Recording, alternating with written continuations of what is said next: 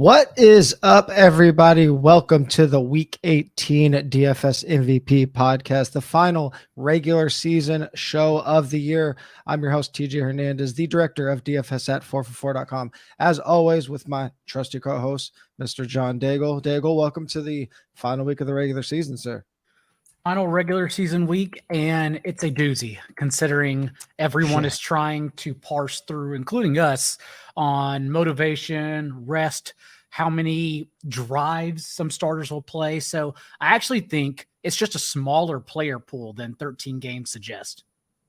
Yeah, it's 14, whatever the number is. Yeah, it's always a wild final week of the season. Still kind of weird to say week 18.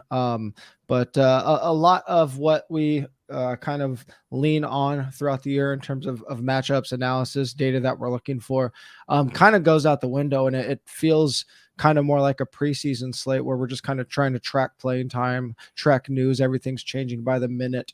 Obviously, if you read our articles, we've broken down some of that. Jen has an entire article on all of the motivation. My article this week was basically going game by game and looking at each team's motivation and how that might play out. But still, hopefully we can parse through the data and hopefully we can at least lean on our projections and values. If you guys haven't been able to check out those projections and values that you've been listening all year and you want to maybe dabble in the DFS streets, you've locked up that redraft championship money and are itching to spend it somewhere. The DFS price is down to $14 for the rest of the year. Content projections tools goes through Super Bowl. There are multiple slates this week throughout Super Bowl or throughout championship week. At least there's multiple slates, so lots of ways to get value out of that DFS package, and you can always upgrade and upgrade to that betting package because those guys have been crushing it as well. So make sure you check out the DFS package at 4for4.com/plans if you'd like to check out some of that premium content. But as always, every week we do our decision point, the one big thing swinging how we are approaching DFS slates this week. There's lots of things that we're paying attention to, but what's the thing that's standing out to you? I think everyone will try to find value based on replacement chalk. If a Matt Breida, for example, gets to start over Saquon Barkley, Jonathan Williams and Jarrett Patterson come to mind for the Cardinals, and James Conner ruled out, I'm sure people will look to Corey Clement or Keontae Ingram, depending which one is active, maybe both. But either way, I think actually the cheap chalk allows more opportunity to be wrong. It seems like it's more about minefields than anything. And so I'm just trying to navigate through what cheap chalk actually matters, since it's basically the same player that everyone will get to for value. And right now, I think everyone's leaning Jonathan Williams, and I don't believe that at all. So I'm just kind of trying to parse through that. And I think that's going to be the most important thing we figure out this weekend. Yeah. And that kind of, goes into exactly what mine is and the motivation, and we know which teams are definitely playing for something. The teams that are, to me, the teams that are the trickiest are the teams that are locked in to a playoff seed or that are likely to stick to their seed. So the most obvious one is the Tampa Bay Buccaneers. They're locked in the 4th seed. Todd Bowles said the starters are playing. Does that mean they're playing 4 quarters? It seems like it wouldn't be wise for that to happen. If they do play, say, 3 quarters, can they still get there? They can, but you don't want to be in a position where you're starting from behind. Teams like the Vikings, they are already kind of hinting that they're going to rest their players, maybe rest a half. Which players are those? You would assume the most important players at the very least, Kirk Cousins and Dalvin Cook, and who knows what from the defensive side. So I just think parsing through all those things and figuring, not even just figuring it out, because we're just going to have some blind spots, but where can we take risks? Like if, for example, if Tampa Bay says they're going to play their starters and they're going to be super low owned because nobody believes them, if you're playing 150 lineups, maybe you roll out a couple, Tom Brady stacks, because if they do play, you're going to get them at low ownership. So those motivations are really tricky. And then taking those to the next level and figuring out how we can leverage the field. To me, the most interesting spot this week for that leverage is the Chargers. They are in a spot where they probably want to lock themselves into that 5 seed where they'll play the winner of that Tennessee Jacksonville game, which should be an easier game than any of their other opponents that they might end up facing, like the Bills, the Chiefs, probably not Chiefs, but still could be the Chiefs, or the Bengals. And we're not going to know what position they're in until after the early games are over, and neither are they. So it's actually a really interesting spot where if the Ravens win, maybe you could late swap to some Chargers that are going to be super low owned. If the Ravens lose, maybe we could late swap to some Chargers backups or to some Denver starters if we're going to be getting Denver 1s versus 2s. So I actually think that's the most interesting game because I think it's going to be really ignored because no one knows what to do with it, but it's late, so we get to late swap to it. It will be interesting because inactives for that afternoon game as well don't happen until roughly halftime of the first slate of games. And I think it's a tremendous long shot for the Ravens to beat the Bengals, as does Vegas, with the Bengals being 7.5-point favorites. Ravens looking like will start Anthony Brown. It doesn't. I personally don't think Tyler Huntley will go given his practice status throughout the week. But overall, yes, since we expect Eckler, Kelly, and I guess we'll have to see. Maybe Isaiah Spiller's active. Both Sony Michel and Isaiah Spiller were inactive last week. There were only 2 active running backs. And so with Michel waived, if Spiller is active this game, that seems like a situation where they would want him to play. Like Kelly's in that purgatory of not being good enough to ever out-touch Eckler, but then mattering so much for their backup situation that I don't think they would play him if they bench their starters either, and they would just give Spiller full run. And so I am in a position where I kind of do want to sit on Isaiah Spiller as the not talked about, less chalky, cheap option, thinking, okay, like Kelly's been so important that they won't play him in a blowout. Like they will only give Spiller run, no other running back available there. Interesting. That's a really, see, like going through all of those spots is always going to be tricky. Do you have a way you lean when you're trying to figure out these coach speak spots? Like, I mean, the Giants and the Buccaneers, for example, when coaches like that say that they are going to play their starters, I mean, do you tend to believe them? Have you ever noticed any trends on those spots? Or do you just assume they're going to more or less do the sharp, what we think is the sharp thing, and at some point at least put their starters down, even if they do get 3 full quarters? I usually just fight back on echo chamber more than anything. Like last week, we talked about it, how the most incorrect notion was everyone thinking the Jaguars would bench their starters. That was never going to happen because the Jaguars had something to play for. They only benched their starters when they got up 28-0 in the second half. So that was just wrong on all accounts by everyone. For this week, I just leaned to Vegas, and Brian Dable the entire week has been saying starters are going to play. We've never believed him for a second, considering the Eagles opened up as 14-point favorites. They got down to 12.5 in some spots, but genuinely, it was never a situation where people thought Dable, who rested with McDermott, Bill's starters every week 18 so far, thought that they would actually play Daniel Jones, Saquon Barkley, and important players in that game whatsoever. It seems like more of a situation where they give Kenny Golladay every route, and I don't care about that at all. At the same time, the Bucs as well, there are some incentives laying out there, and they're small ones, right? We've seen in the past that Brady's taken the field for a couple drives because Gronk had an incentive. Gio Bernard had one. Mike Evans had a couple yards to get to.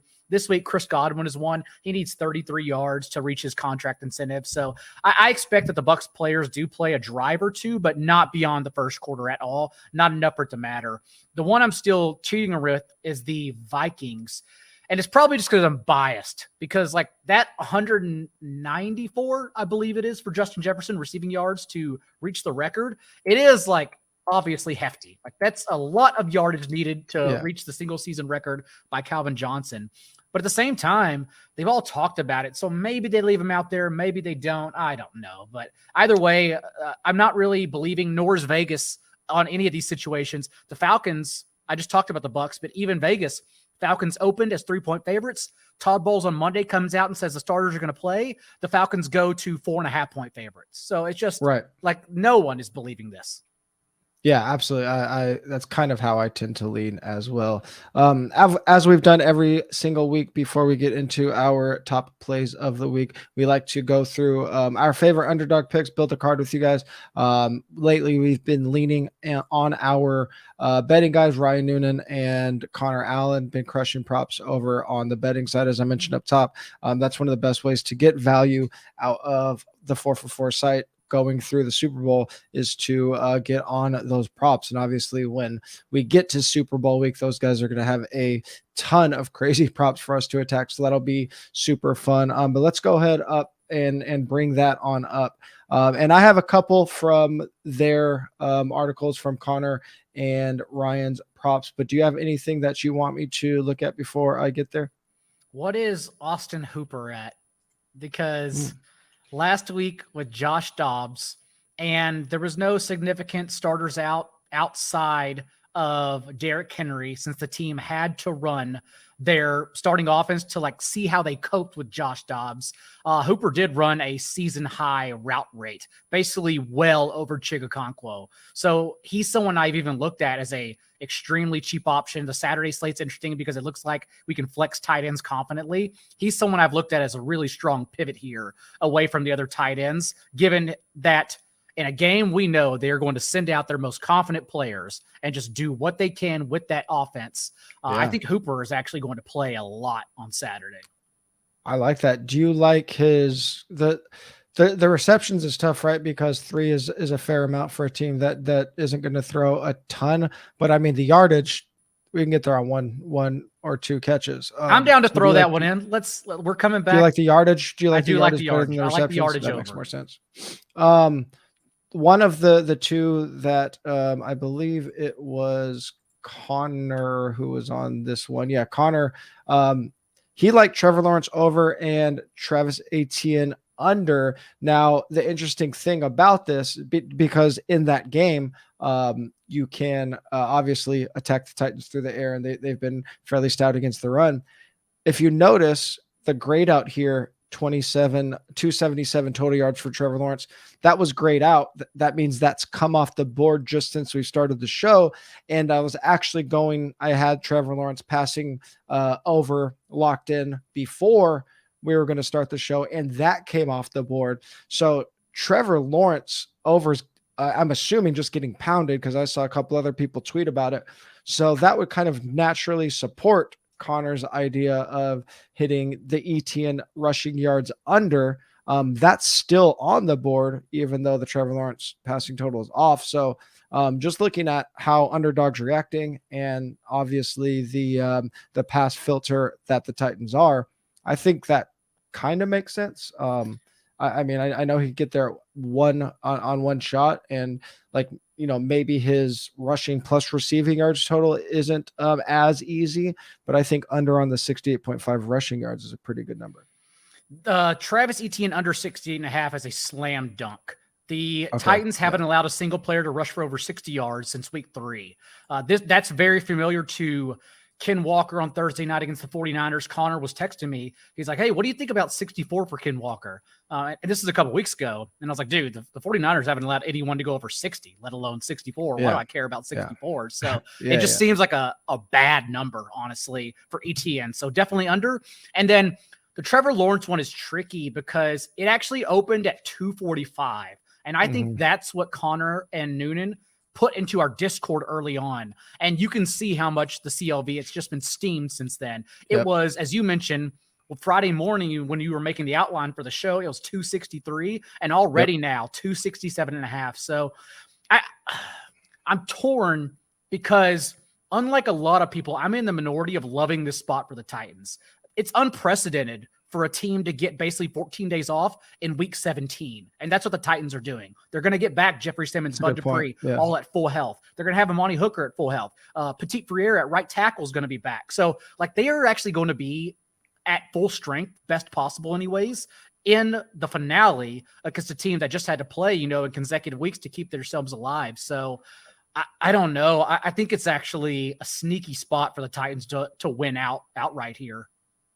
I like that. Do you have another one you want me to look up? On Saturday, I'm torn. I mean, Hunter Renfrow, look at that. Slot is where the Chiefs continue to be burned. And Hunter Renfrow was still on the field for a route on over 95% of dropbacks last week. He's going to play every single snap in this game against the Chiefs. The targets weren't there last week. Darren Waller finished second in targets from Jared Stidham, but maybe it's Renfrow given the matchup this time around. So that's interesting because Noonan likes the over on Waller's receiving yards now. He's getting juice on the number at DraftKings, and that number's down to 32.5. It's up to 36.5 over here on Underdog. But still, we saw Waller run 90% of routes last week. I'm good with Waller too. You like Waller? Whichever you're more confident with, I'm in. I like the Raiders offense a lot on Saturday. Yeah, I do too. Let's go with the Waller higher. Cool.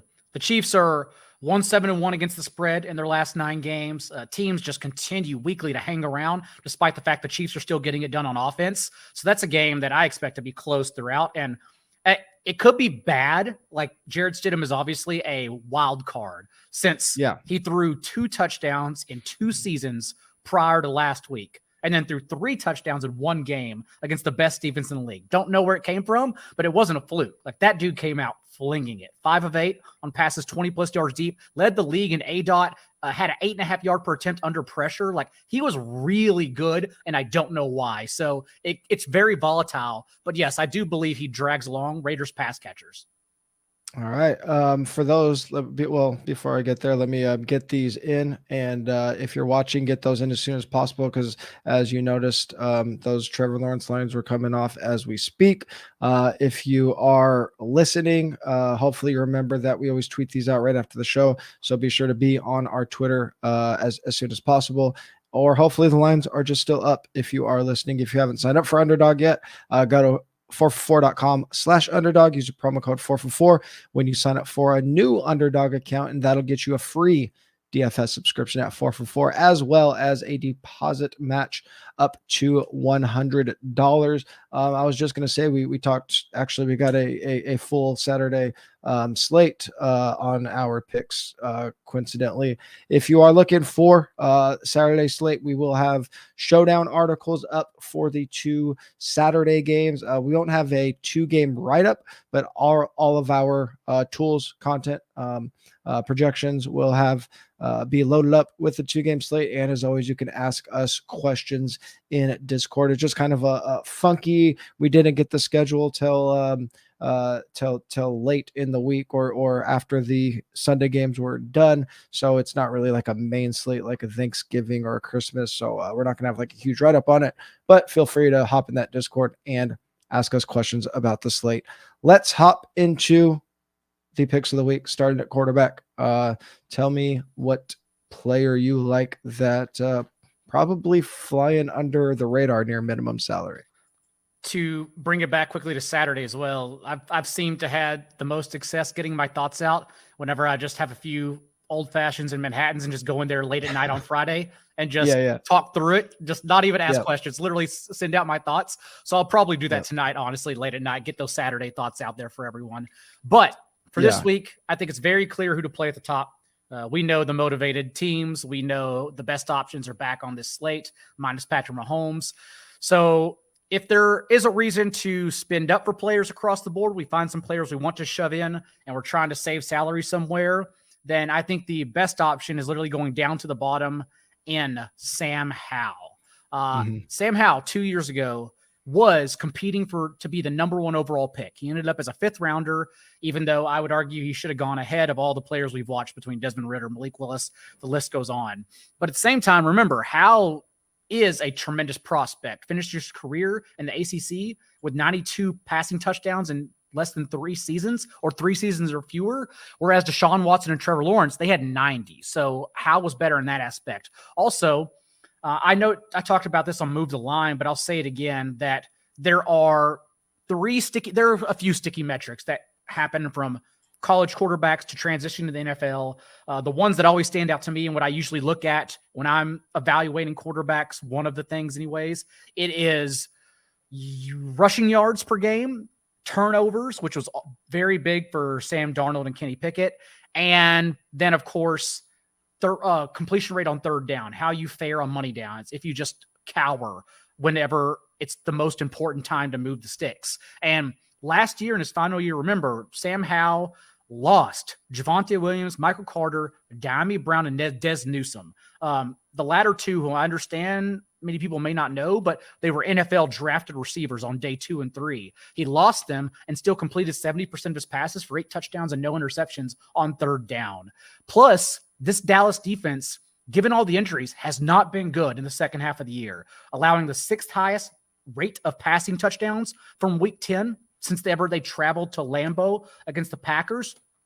Also, a league high in completion rates and yards per attempt on throws 20-plus yards downfield, where I'm assuming Howell will be chucking it quite a bit to Terry McLaurin. So I think Howell is actually not only a player to spin down on to flip the builds, I think he's in a great spot, honestly. Yeah, and if you look at our projections on 4for4, not only is Howell the top ceiling value at quarterback, but then his pass catchers are popping as well, Jahan Dotson and Curtis Samuel. So you could cheaply stack them. Like they're not going to be sitting these guys. That just doesn't make sense. And on the other side, like the Cowboys, I mean, technically they can still clinch the 1 seed. They're playing for seeding, but I mean, they basically need a miracle, right? They need two teams that are favored by 13 and 14 points to lose, the Niners and the Eagles. I believe that's the scenario. So, I mean, I don't know how the Cowboys are going to play this, but they could be scoreboard watching. And, maybe after a half or something, we could get it where Howell's playing against a couple backups on that defense, I think. So that's interesting too.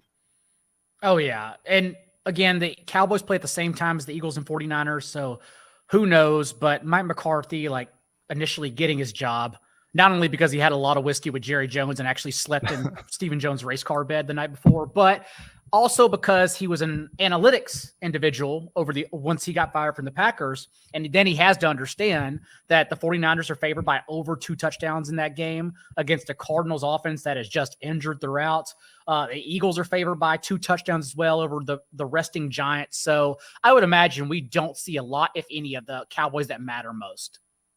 Yeah, and actually, if you're playing Howell specifically on DraftKings, well, I guess it kind of works on both sides. But if you're playing say a Howell Jahan Dotson combo, it's almost like a perfect pivot off of like a Andy Dalton Rashid Shaheed combo, which is going to be played infinitely more. Like it's going to be 2% and 2% on the Commander side versus 8% and 22% or something like that for those combos. So that's a pretty good little price pivot there in tournaments as well. Agree. The trustworthy top guy at quarterback this week is going to be Jalen Hurts. 9,000 FanDuel, 8,200 DK versus the Giants. 14-point favorites, playing for the 1 seed. Top quarterback value on both sides. As long as Jalen is in there, you should be able to jam him in pretty easily. We're going to have, at least in cash games, we're going to have value galore. You're going to be able to start 3 sub 6,500 running backs if you want to, a couple really cheap guys. You talked about the Washington situation. If there's a expensive cash game player to fit in, it's Jalen Hurts this week. As we talked about, Giants should be playing backups. They say they're playing starters, most likely to be playing backups. Jalen Hurts, I don't think anybody needs to be reminded the QB1 in points per game when he was healthy. A little under the radar note on Jalen Hurts, which could be really good for his fantasy prospects. 2 rushing touchdowns away from getting the single season record for quarterback rushing touchdowns. So that's in his sights there. Don't know if they're going to be forcing that. Obviously, a little situational there if you can get that. But if they get it close, maybe a chance that, Hurts goes for the record instead of giving it to Sanders or giving a little dump off to AJ or something like that. So that's a really good note to have. But all systems go for the Eagles. I think we could be onslaughting the Eagles and just trying to get contrarian elsewhere. And I don't even think they're going to get crazy ownership, to be honest. You said it in your article. Are people just going to be scared that they're blowing them out by so much against backups that they might even have a chance to sit their players? I was about to Jaguars last week. I was about to toss this one back and forth with you because I think Josh Allen will be more rostered than Jalen Hurts. And now that we got clarity on the playoff situation and the Bills seem like they should very much be motivated. I think the Bills will be more owned than I think Allen will be the most owned quarterback. And last time we saw Jalen Hurts, he was the quarterback 1 in fantasy points per game through week 15. He actually, with his sprained shoulder, remember, he suffered that in the first quarter against the Bears and still finished with a season high 34.7 fantasy points in that game. Yeah. So we're also, I personally am not worried about the injury, but I almost think a lot of people are, and thus they'll get to the Bills more often than not. So I don't know. I thought Jalen Hurts was I think sneaky way to go here. I think he'll be, I don't know if he'll necessarily be like sneaky, but I just don't think, I think people, we know who to stack Josh with. Obviously, they're going to play Diggs and the other guys are ancillary. What we've seen with Jalen Hurts all year is that I think, especially with Goedert now, all those guys just kind of cannibalize each other's ownership. So even if we get Hurts at, I don't know, up to 10%, you're going to be able to pair him with a sub 10% guy, or 2 sub 10% guys. So that's a very good situation for us, regardless of what Hurts's ownership is on his own. I think they'll probably be pretty close, but I think you're going to get a discount on his pass catchers anyway. So I don't think it matters too much.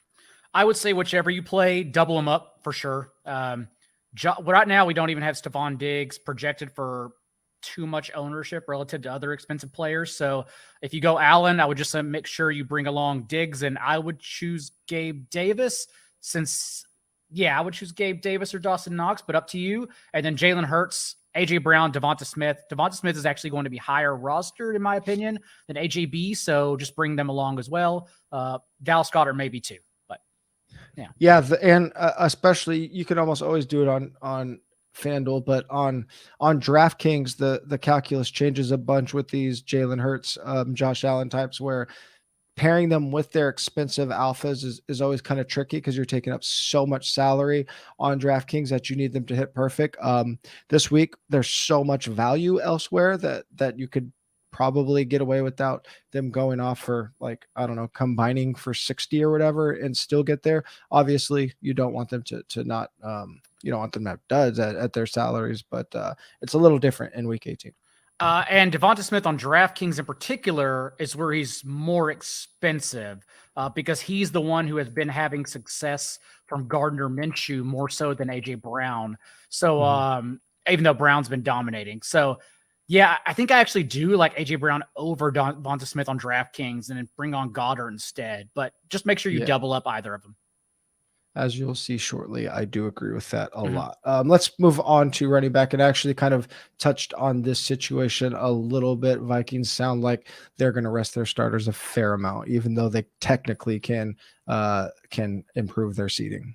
I think they will, and beyond us thinking that, FanDuel thinks they will, because FanDuel put Alexander Mattison at $7K, whereas DraftKings, like, you think a backup running back 5,100 is expensive, but remember, like, we don't get 4K running backs anymore, and 5,100 compared to the 7K at FanDuel is a massive discrepancy, not just in salary, but just in overall thinking of how the Vikings are going to play their starters. Also, I keep repeating this across shows because we clearly want to every single week target the running backs against the Bears. Since they traded Roquan Smith and Robert Quinn, a league high, the only team in the NFL allowing over 30 points per game since week 8. Also, the second most rushing yards, 164 per game.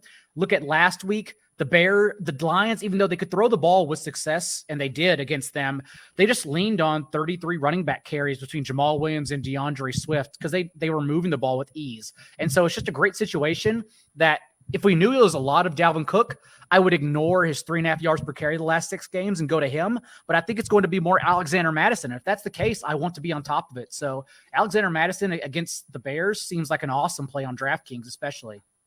Yeah, I like these calls a lot. These ambiguous situations where we don't know how much time the starters are going to get, or we don't have clear cut, like the running backs specifically, because the running backs are the ones that are set up for these huge unexpected workloads. Like, you could throw darts at the wide receivers or backup tight ends if you want.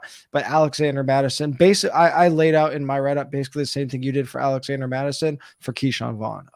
Obviously not. So like those situations, I think in week 18 are really, really good situations. Now on the flip side, on these safer situations, I think the safest running back of the week is Ken Walker against the Rams, 7,700 FanDuel, 6,400 DraftKings. They need to win and get some help to get in. So obviously they're going to be going all out. Vegas is showing them as 6-point favorites at home. That's a huge deal. You already laid out why somebody like why Dalvin Cook is in a tricky spot. I mean, even the Niners, they can be scoreboard watching, plus Elijah Mitchell back. So like, is CMC going to get a huge workload, or did they give him a little bit of a rest in those situations? So up at the top, the high workload guys that we've become accustomed to, I think it's easily Kenneth Walker as the safest option. 24 plus touches in each of those last two games. The Rams are 24th in schedule adjusted fantasy points allowed. We have Walker as a top 5 value on both sides. And I mean, we laid out a little bit about, incentives and records and stuff. This isn't one that is tangible, but right now, at least on DraftKings, Ken Walker does have the shortest odds to win Offensive Rookie of the Year. So another good game out of him can solidify him. Ooh, that's a good point for that. I don't know if he has any incentives in his contract. I'd assume most early round rookies have something like that. So maybe he wants to, do everything he can to keep a hold on that award. That would be big for him, I think. I do not agree though with the people that get offended whenever you talk about anyone outside of Walker or Garrett Wilson winning the award, because I honestly think Brock Purdy has been the most impactful rookie and should be atop the list for that. Yeah. And I mean, I still think the best rookie in the class is Chris Olave, but that's true too. And but the issue but is, that's not, and that's I don't blame not him. the award. Right. I don't blame Garrett Wilson. No. I don't blame Olave, but their quarterback situations like tanked them for a long amount of time where they, to us in fantasy, they weren't even useful for stretches. Right. For sure.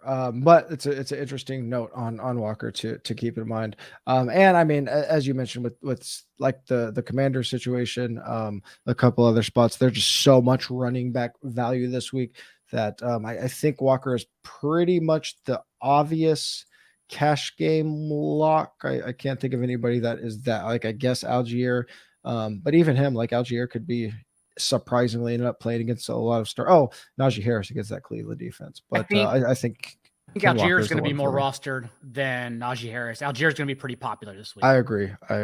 Let's move on to wide receivers. And I'm actually glad for your next guy because FanDuel has given up on trying to adjust anything. They just threw out all the games and before we knew who was playing late, and they just left the late game in. So we're going back to an old school Sunday night hammer. And interestingly enough, which I think on FanDuel, this could be the most popular, most stacked game of the week. And it should be. It's 6 points higher than the next closest total. You can try and poke holes in Jared Goff and weather all you want, but in 20 degrees against the Panthers, he threw for 350 and 3 touchdowns. He hasn't thrown an interception since week 9. The offense is still top 5 in the league in points per game. They're in an amazing spot, both sides of the ball. Also, if you want to look at motivation, I think the line is far too big in favor of the Packers too. I do actually think the Packers will win, but a Dan Campbell team is not laying over just because they get eliminated if the Rams happen to beat the Seahawks. They will then fight on the lie that they also don't want the Packers to make it to the playoffs. So I believe this game has all the motivation on both sides of the ball. The highest total for a reason. Both Deuce Staley. I haven't even got to my player yet, but I'm keep going for a second. Deuce Staley, Ben Johnson, Dan Campbell. They've all come out and talked about how they want to get Jamal Williams the rushing touchdown record. He needs 1 to tie Barry Sanders' franchise record for 16. He needs 2 to break it. And the Packers, obviously, one of only 4 defenses allowing over 5 yards per carry in the second half of the year. Yes, the Vikings could not run against them last week, but otherwise, a team that wants to institute their physicality will do so. And that's how it sets up for Jamal and DeAndre Swift. So I think there are so many ways to play this game. And the first place I look to is Christian Watson on the other side of the ball, because He returned from injury last week and only, quote unquote, only ran a route on 66% of dropbacks. But that was even when Aaron Rodgers got pulled along with Allen Lazard, with Christian Watson in the third quarter because they were blowing the Vikings out. Even then, though, Watson didn't go to the bench until he had a 20.8% target share in that game.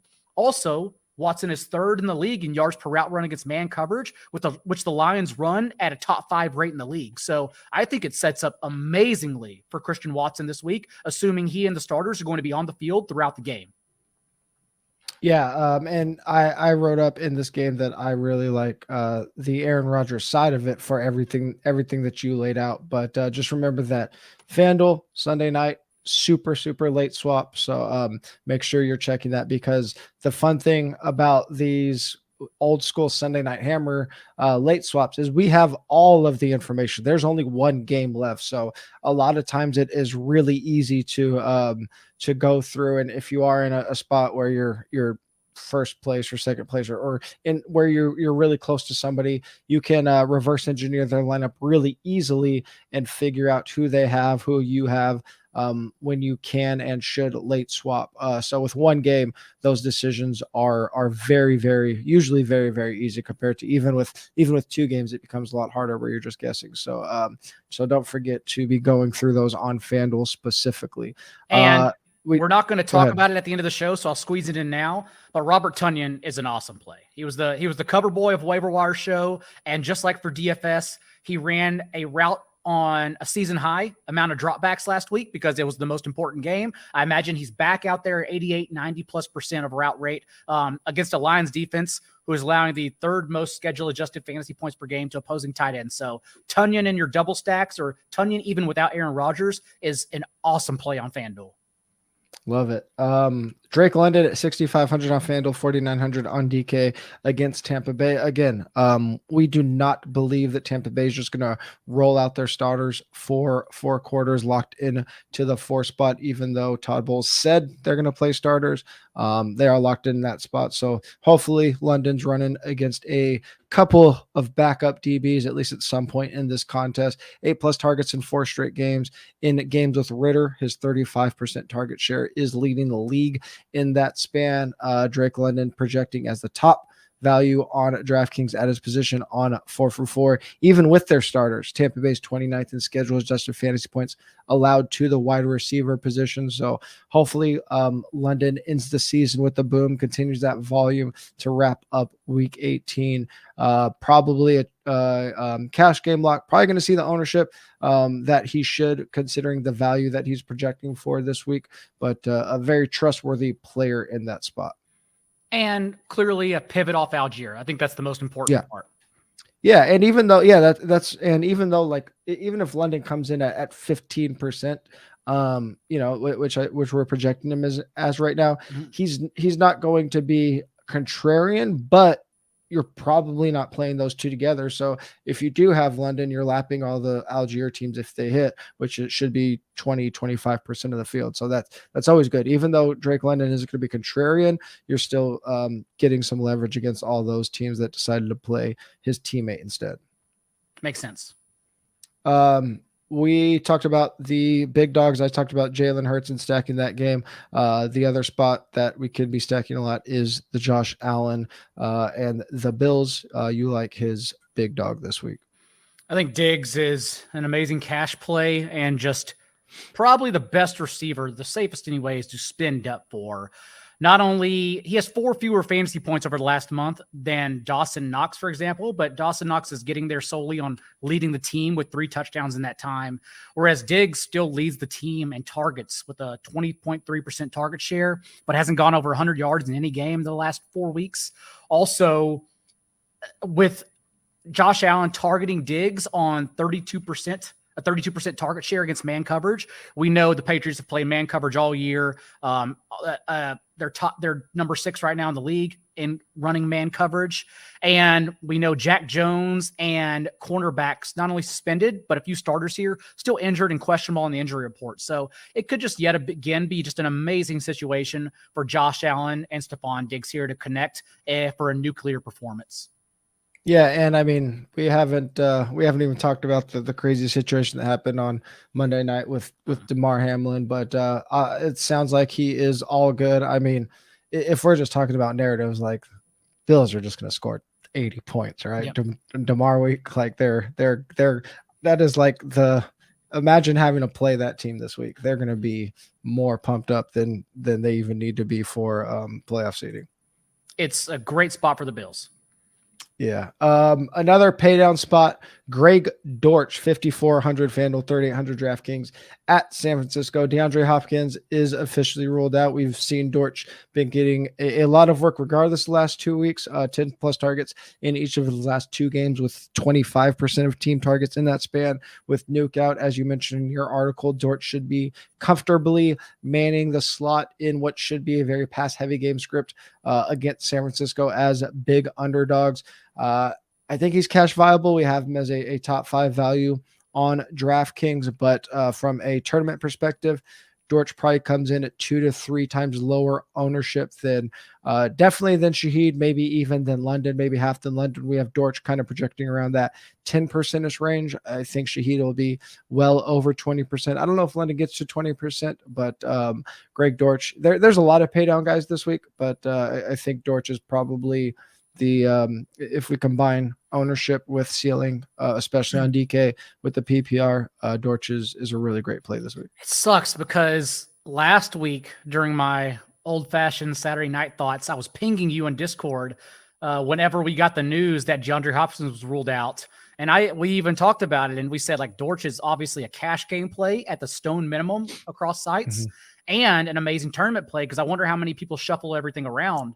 And he came in even in large field, even in midfield higher stakes. He came in like only 3 to 8% rostered. Like we got him in the exact spot we wanted, and 10 targets went for 15 effing yards. I cannot believe it. The process, he screamed as his wife left him. So I'll run it back. I think 3,800 on DraftKings is again far too cheap since we know Arizona's offense does not change. They hammer the slot. That's it.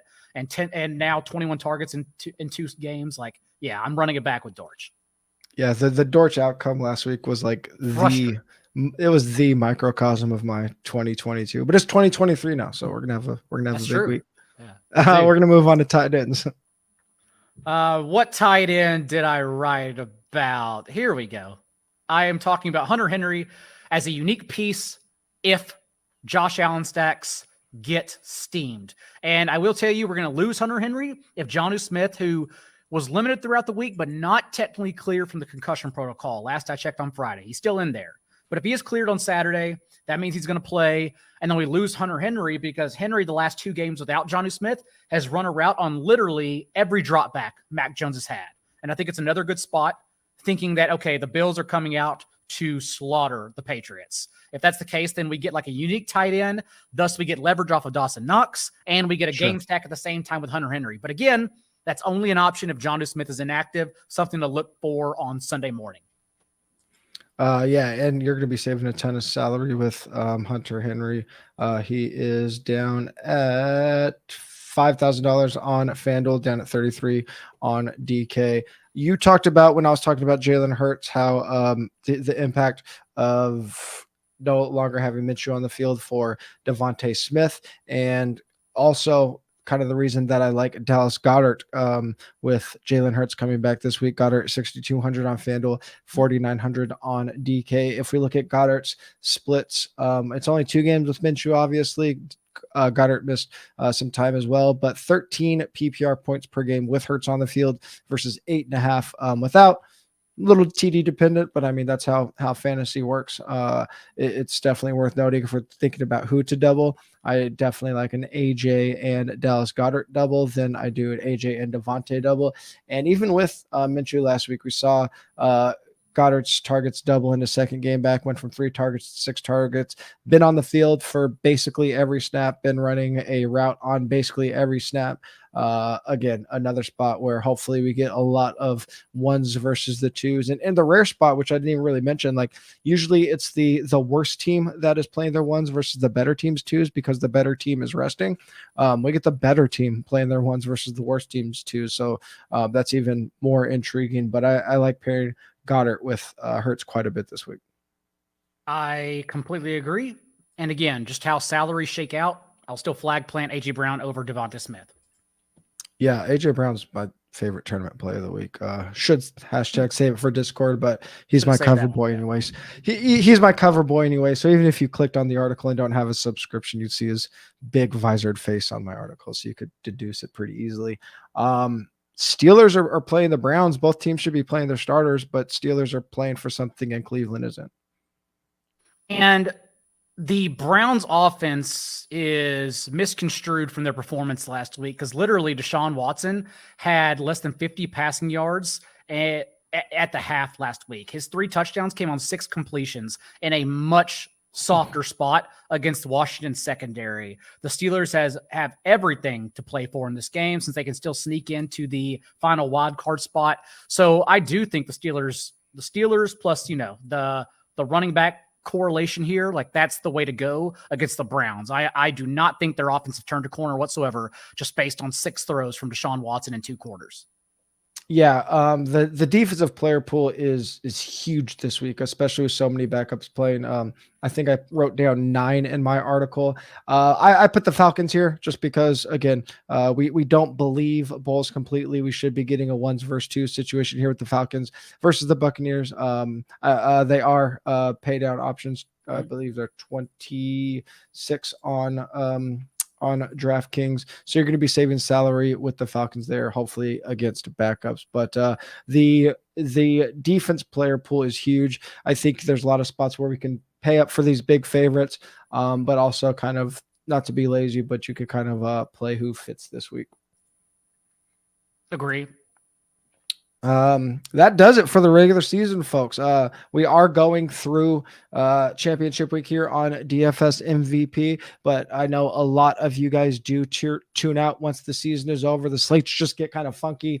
We go from these big full slates to 2-game slates, 3-game slates. I don't think not as many people are playing the multi-day slates. So if you've been tuning in all year and plan on hopping off after week 18, we always appreciate you guys.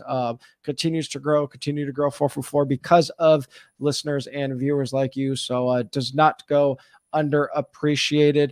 As always, hop into the Discord this week. But everything kind of changes up with again, as I mentioned, with the playoffs just kind of having funky slates. Week 18 will also be the last Discord show of the year. Again, DFS MVP goes through championship week. Content goes through Super Bowl, but last Discord show of the year this week. But we will still have content for every notable slate on in the playoffs. We'll still be in the Discord throughout the playoffs, so you can ask us any question. We'll be actively building lineups in there with you guys. If you want to hop in there and still have it, DFS price is down to $14. If you don't want to pay the $14, go to Underdog, sign up for a new account, use the promo code 4for4, and that'll get you a free sub plus a 100% deposit match up to $100.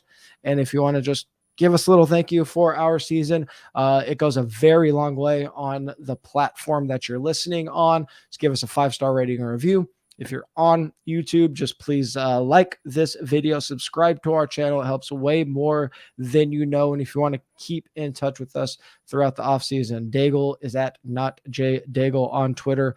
I'm at TJ Hernandez. 4for4 is at 4for4 football. Again, if you're done for the season, we appreciate you signing off. Otherwise, we'll talk to you guys next week.